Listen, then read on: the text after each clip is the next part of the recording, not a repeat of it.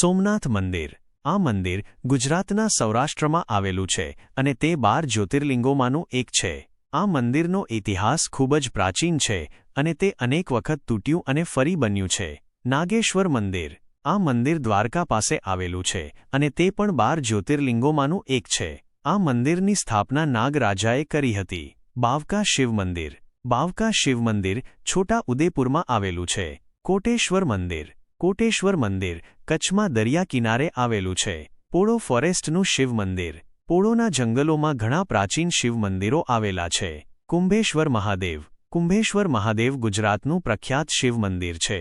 ગળતેશ્વર મંદિર. ગળતેશ્વર મંદિર મહીસાગર નદીના કિનારે આવેલું છે. રુદ્ર મહાલય. રુદ્ર મહાલય સિદ્ધપુરમાં આવેલું છે. હાટકેશ્વર મહાદેવ. હાટકેશ્વર મહાદેવ વડનગરમાં આવેલું છે. ભવનાથ મહાદેવ. ભવનાથ મહાદેવ જૂનાગઢમાં આવેલું છે.